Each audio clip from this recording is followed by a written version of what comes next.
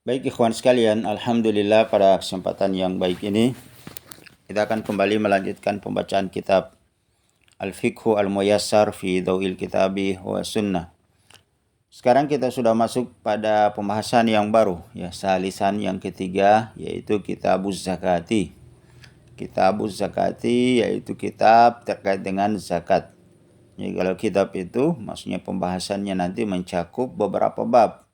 Makanya disebutkan di sini wa yashtamilu ala sittati abwabin.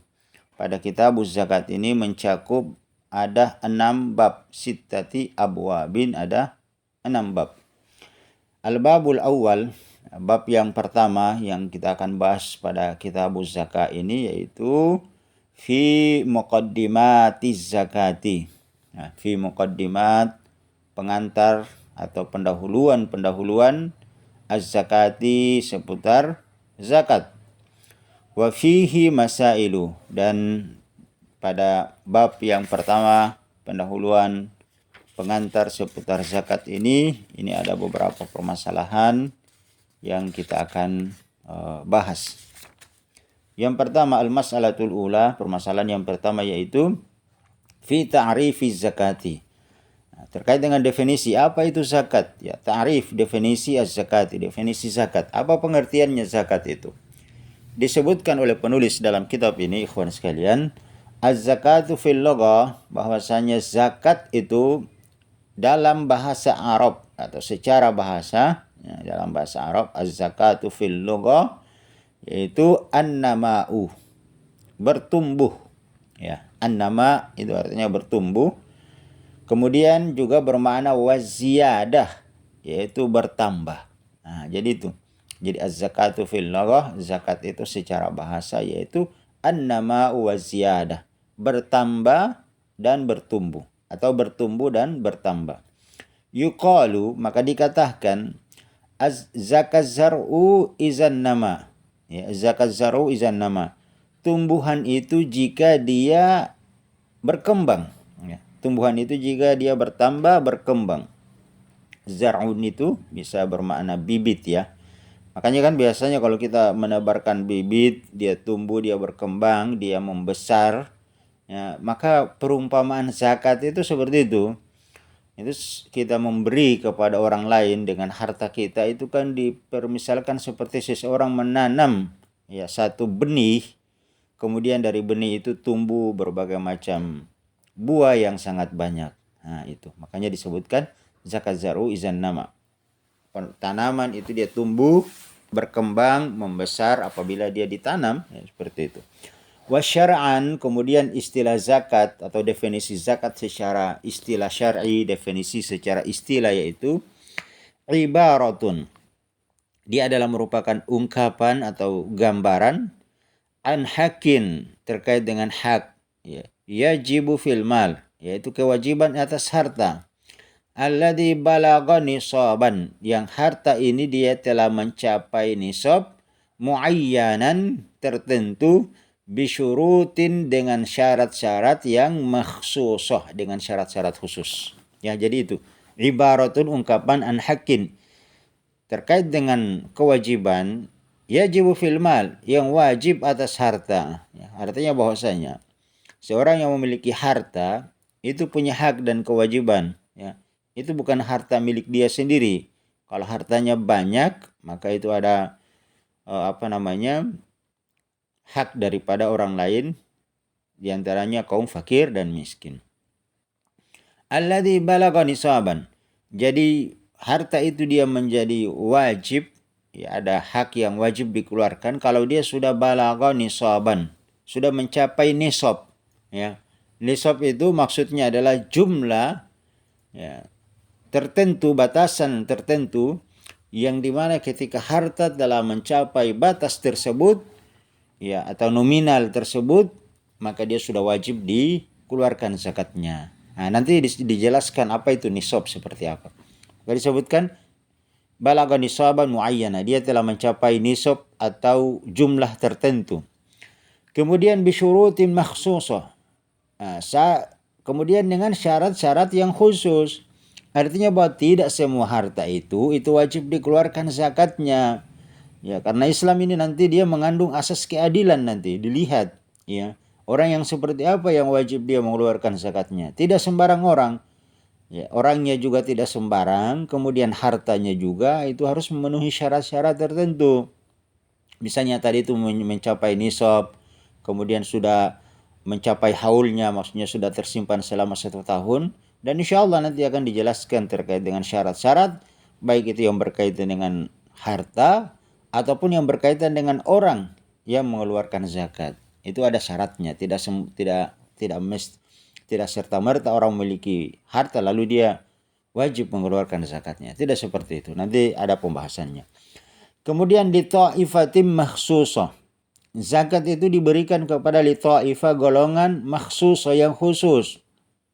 Artinya tidak semua orang itu dia berhak menerima zakat. Tidak, tapi ada golongan-golongan tertentu yang sebagaimana disebutkan dalam Quran surat At-Taubah ayat 60 itu, innamas shadaqatu lil fuqara wal masakin wal amilin 'alaiha. Itu ada 8 golongan. Golongan orang-orang yang berhak menerima zakat yang disebutkan dalam Quran surat At-Taubah ayat 60. Maka di sini disebutkan li ta'ifatin makhsusah. Zakat itu diberikan kepada kelompok tertentu.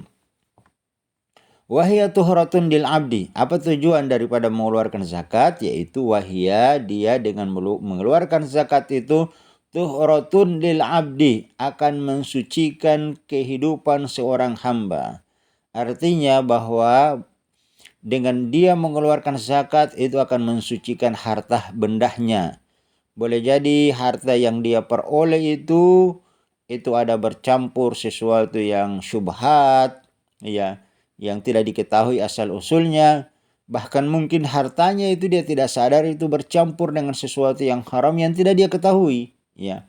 Maka dalam kondisi seperti itu, begitu dia mengeluarkan zakatnya, maka tuhratun lil abdi itu akan membersihkan hartanya dari perkara-perkara syubhat, perkara-perkara yang tidak jelas tadi itu dari sumber hartanya. Kemudian tujuan yang selanjutnya mengeluarkan zakat adalah wa tazkiyatu li nafsihi, untuk membersihkan jiwanya. Membersihkan jiwa daripada orang yang mengeluarkan zakat. Kalau wahia tuhratun lil abdi itu membersihkan harta. Kalau ini wa tazkiyatun li nafsi, ini adalah untuk membersihkan jiwa orang yang berzakat itu, ya. Maksudnya apa? Dengan dia mengeluarkan zakat akan membersihkan dari sifat-sifat bakhilnya dia, rakusnya dia dengan harta, ya. Kikirnya dia dengan harta, pelitnya dia dengan harta. Nah, ini dengan dia mengeluarkan zakat itu akan membersihkan itu tadi sifat kikir, dengki, dendam, iri hati, bakhil, rakus, tamak, pelit, ya, kikir dengan harta, semua akan dibersihkan sifat-sifat tersebut. Tujuannya dengan dia mengeluarkan zakat. Jadi harta dibersihkan, orang yang mengeluarkan zakat pun dibersihkan. Qala ta'ala, makanya Allah Subhanahu wa taala berfirman di sini ya dalam Quran surat At-Taubah ayat 103, khuz min amwalihim. Ambillah. Ya, ini perintah. Khuz itu fi'il amar. Jadi Nabi sallallahu alaihi wasallam diperintah. Maka perintah yang berlaku kepada Nabi itu juga berlaku kepada umatnya selama tidak ada dalil yang menunjukkan bahwa perintah itu khusus kepada Nabi. Kalau tidak ada, maka semua perintah itu berlaku kepada umatnya. Kemudian yang kedua, khuz. Ini fi'il amr, kata perintah. Ambillah.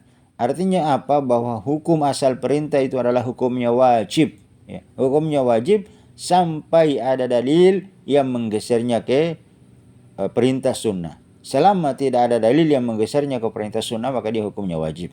Maka disebutkan khuz, ambillah min amwalihim, dari harta-harta mereka, sadaqatan, itu sebagai sedekah, sebagai zakat, tutahhiruhum, untuk membersihkan mereka, membersihkan harta mereka, wa tuzakihim, dan mensucikan jiwa mereka tadi itu sifat-sifat yang ada pada diri mereka, biha, dengan harta zakat tersebut. Nah, ini ya. Makanya disebutkan di sini sedekah. Sedekah itu artinya orang yang jujur. Maka maksudnya seorang yang kaya memiliki harta yang sudah mencapai nisab dan haul, harus dia jujur dengan hartanya. Ya, jangan dia nikmati sendiri. Ya, itu bukan sekedar milik dia, tapi juga ada hak orang lain, kaum fakir miskin di situ. Kemudian disebutkan di sini wahia, maka zakat ini juga tujuannya adalah sababun min asbabi isya'atil ulfah. Nah, itu ya, jadi zakat adalah merupakan wahia sababum, ada dari sebab, min asbab dari sebab-sebab, isya'atul ulfah, ya, isya'atil ulfah atau isya'atul ulfah, menjadi sebab-sebab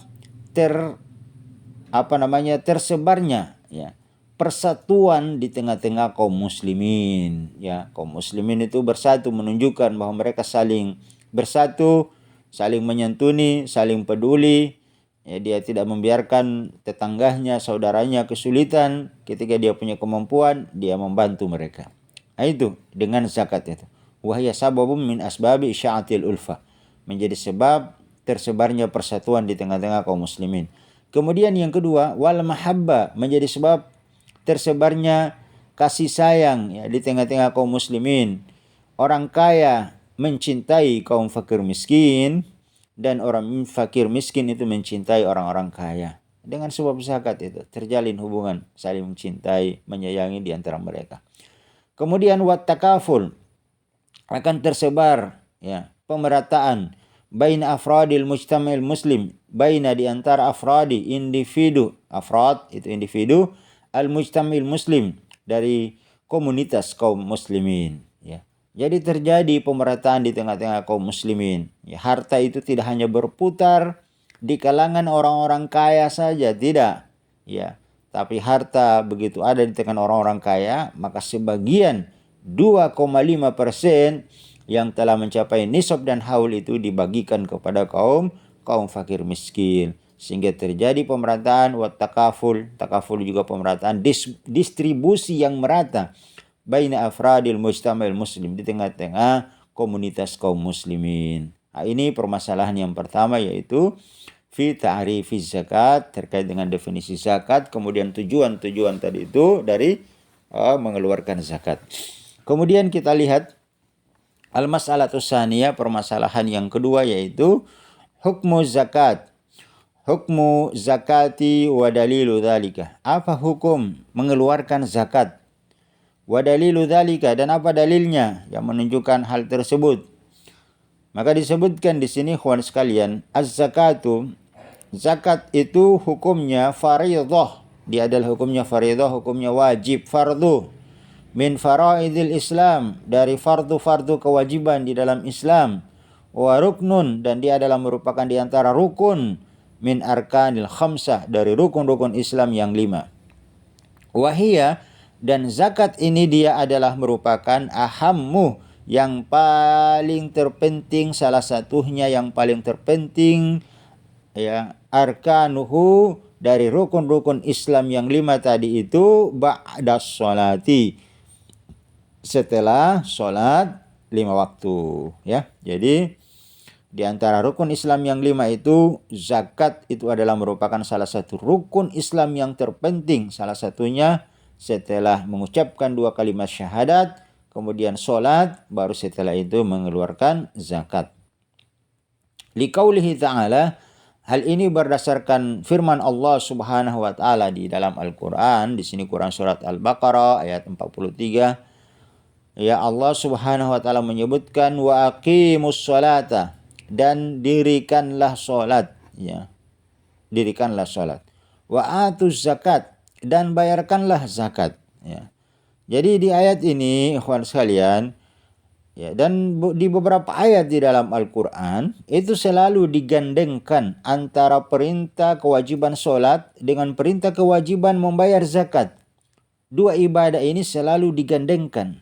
Kenapa demikian selalu disandingkan? Karena sholat itu adalah merupakan ibadah yang menjadi hubungan seorang hamba dengan Allah Subhanahu wa ta'ala. Itu sholat. Sementara zakat adalah salah satu ibadah kepada Allah Subhanahu wa ta'ala yang menjadi hubungan kita dengan sesama manusia. Jadi kalau sholat itu adalah hubungan vertikal seorang hamba langsung dengan Allah Subhanahu wa ta'ala, dia telah menjaga hablum minallah, hubungan dia dengan Allah Subhanahu wa taala dengan salatnya.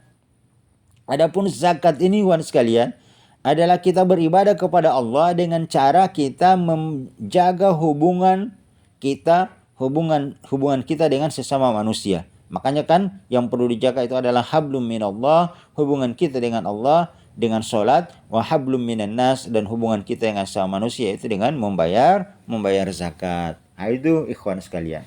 Jadi selalu digandengkan. Kemudian wa qauluhu ta'ala, dan juga berdasarkan firman Allah Subhanahu wa taala, ini tadi sudah khuz min amwalihim shadaqatan tutahhiruhum wa tuzakkihim biha. Surat At-Taubah ayat 103. Wali qaulihi sallallahu alaihi wasallam, dan berdasarkan sabda Nabi sallallahu alaihi wasallam, bunyal Islam ala khamsin, Islam itu dibangun di atas 5 rukun.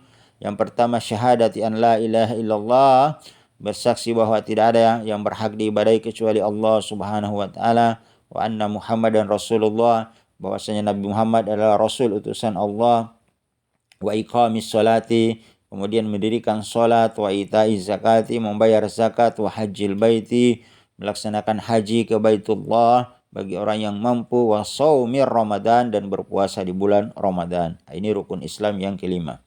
Wa qaulihi sallallahu alaihi wasallam, dan berdasarkan sabda Nabi sallallahu alaihi wasallam fi wasiyatihi li Mu'az bin Jabal, ya, terkait dengan wasiatnya li Mu'az kepada Mu'az bin Jabal, salah seorang sahabat Nabi, yaitu bernama Mu'az bin Jabal radhiyallahu taala anhum, lamma ba'asahu ila Yaman, ketika Rasulullah mengutus Mu'az bin Jabal ini ila Yaman, yaitu ke negeri Yaman, ya. Jadi Mu'az bin Jabal sebelum diutus Rasulullah ke negeri Yaman, maka Rasulullah berwasiat kepadanya.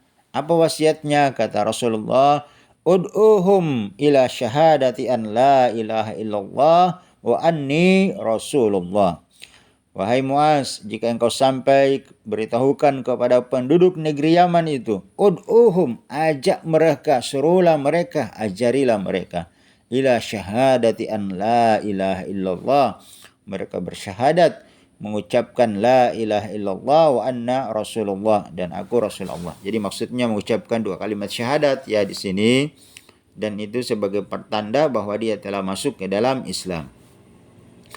Fa inhum ata'u lidzalika, apabila mereka telah mengikutimu, telah mengucapkan 2 kalimat syahadat, telah masuk ke dalam Islam, ata'u lidzalika, mereka telah mentaatimu dalam hal itu, fa'alimhum, maka ajarilah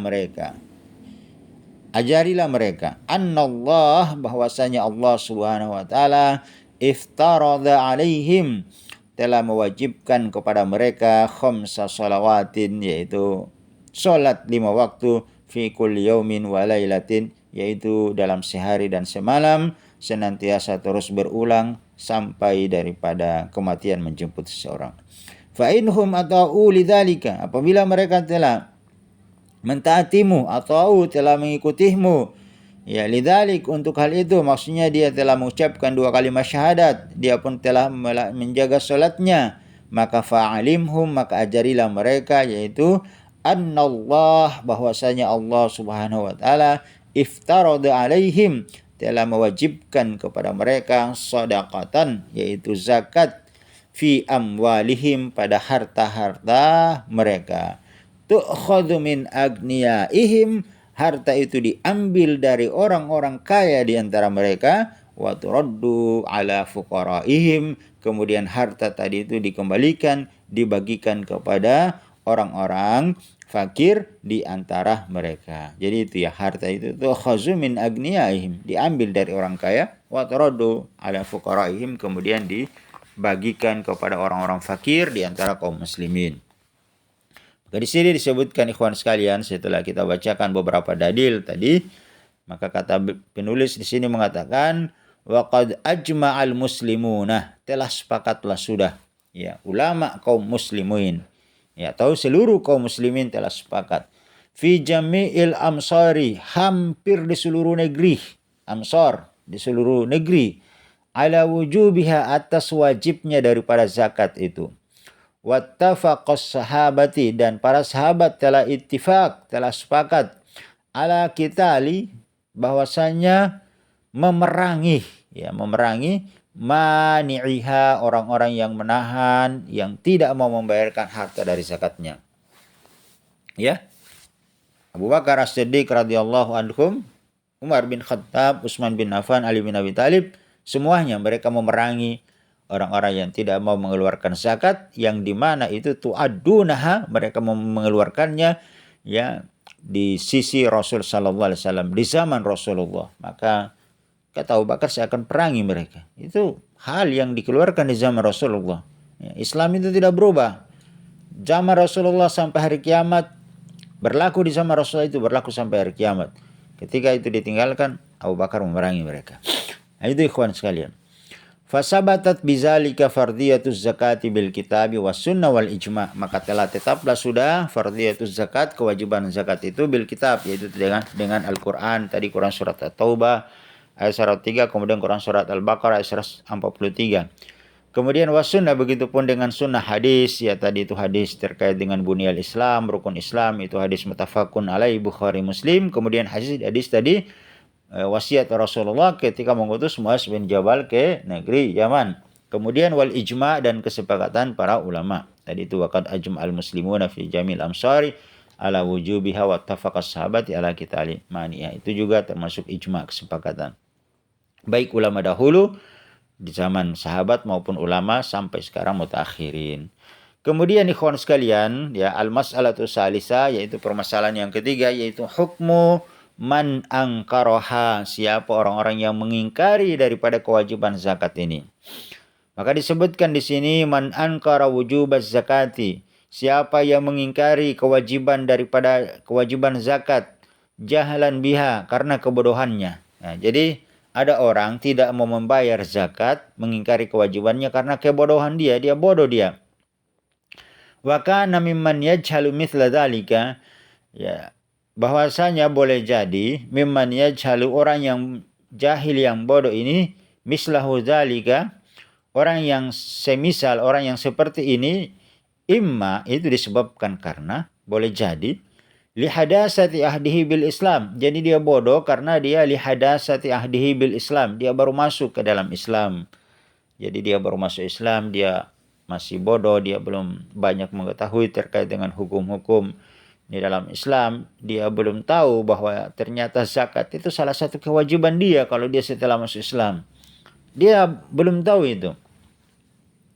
Au likaunihi nasya'a bibadiyatin ba'idatin alin amsar, atau keadaan yang kedua, ya, yaitu atau likaunihi, keadaannya nasya'a, dia hidup, tumbuh, berkembang mulai dari kecil dewasa, bibadiyatin, di sebuah negeri pedalaman terpencil, ba'idatin, yang sangat jauh sekali, anil amsar, dari perkotaan-perkotaan. Maka orang yang seperti ini apa tugas kita? Urifa wujubuha, diberitahukan tentang kewajiban zakat. Ya, dijelaskan kepada dia bahwa kewajiban kamu itu salah satunya sebagai seorang muslim adalah membayar, mengeluarkan zakat. Dinasihati dia, didakwai dia. Walam yuhkam bikufrihi, dan tidak dihukumi kafir orang seperti ini. Ya. Li'annahu ma'zur, karena tadi dia punya uzur, ya. Karena dia bodoh, dia mungkin baru masuk Islam atau yang semisalnya yang kita sebutkan di atas. Kemudian yang selanjutnya, keadaan yang kedua orang yang mengingkari kewajiban zakat adalah wa in kana munkiruha, ya. Wa in kana munkiruha, barang siapa yang mengingkari kewajiban zakat ini, musliman, dia ini seorang muslim, nasyian, dia hidup, tumbuh, berkembang, bibiladil Islam, di negeri kaum muslimin, wa baina ahlil ilmi, dan di antara dia, di tengah-tengah mereka adalah para ulama, orang-orang yang berilmu yang senantiasa menjelaskan terkait dengan hukum-hukum di dalam Islam, ya, kemudian tetap dia ingkar, ya, Masya Allah, dia seorang muslim, tumbuh, hidup di negeri kaum muslimin, ada para ulama di situ, tapi dia tidak mau bayar zakat. Maka orang yang seperti ini hukumnya adalah fahuwa murtadun, dia orang seperti ini telah murtad, keluar dari Islam. Kenapa dia murtad? Karena dia mengingkari salah satu rukun Islam yang 5. Tajri alaihi ahkamur riddah, maka tajri, dilimpahkan, diberikan, berlaku bagi orang tersebut alaihi ahkamur riddah, yaitu hukum-hukum terkait dengan riddah, orang-orang yang murtad keluar dari Islam. Wa istatabu salasan, maka dia diberikan kesempatan bertobat sebanyak 3 kali. Dinasihati, dia masih mengingkar, dinasihati lagi, dia mengingkar, dia menasihati lagi, dia mengingkar. Ya, maka fa in taba, kalau 3 kali tadi diberikan peluang, dia alhamdulillah, mungkin dia bertaubat, ya alhamdulillah. Wa illa, tapi kalau dia tetap menentang padahal sudah diberikan peluang dan kesempatan untuk dia bertobat, qutil, maka orang seperti ini adalah dieksekusi, dihukum mati dia. Ya, diambil oleh pemerintah, ditangkap dia, diserahkan kepada hakim, kepada jaksa, kemudian dia diputus di pengadilan, dan hukumannya itu bagi hakim adalah menghukum dia hukum mati, hukum eksekusi. Karena orang seperti ini telah mengingkari kewajiban, mengingkari salah satu rukun dari rukun-rukun Islam. Lianna, kenapa demikian ikhwan sekalian? Lianna disebabkan adillatu wujubiz zakat. Ya, dalil-dalil yang menunjukkan terkait dengan wajibnya zakat itu zahirah, tampak jelas, tidak tersembunyi, sangat gamblang sekali. Fil kitabi, itu berdasarkan kitab Al-Quran, was sunnah, hadis-hadis Nabi SAW sangat jelas, terang benderang menjelaskan itu. Wa ijma' al-ummah, dan begitu pun kesepakatan para ulama dari umat ini. Fala takadu takhfa ala man hada haluhu. Ya, maka hampir-hampir, fala takadu, hampir-hampir, takhfa, itu tidak tersembunyi, ala man hada haluhu, kepada orang yang keadaannya seperti yang disebutkan di kedua ini, ya. Hidup di tengah-tengah kaum muslimin, di negeri kaum muslimin, ada ulama di situ, maka tentu hukum-hukum yang berkaitan dengan Islam itu sangat jelas, terang benderang. Tidak akan mungkin ya dia, oh saya tidak tahu karena saya belum tahu hukumnya. Nah, tidak mungkin, tidak ada alasan seperti ini, karena dia hidupnya di tengah-tengah kaum muslimin yang setiap saat dia pasti melihat akan hal tersebut. Ya, fa idza jahadaha la yakunu illa litakzibihil kitabi was sunnah wa kufruhu bihima. Fa iza, dan apabila jahadaha, dia mengingkarinya kewajiban zakat, la yakunu, maka tidaklah pengingkarannya tersebut illa, kecuali litakzibihi, karena dia telah memang mendustakan, ya, dia memang sengaja mendustakan, berpaling dari Alkitab, dari Al-Quran was sunnah, dan dari hadis-hadis Nabi SAW, ya. Wa kufruhu bihima, wa kufrihi bihima, dan kekufuran dia, keingkaran dia terkait dengan Al-Quran dan Sunnah Rasul Sallallahu Alaihi Wasallam. Ini ikhwan sekalian ya, terkait dengan ya pengantar tadi, mukaddimah zakat.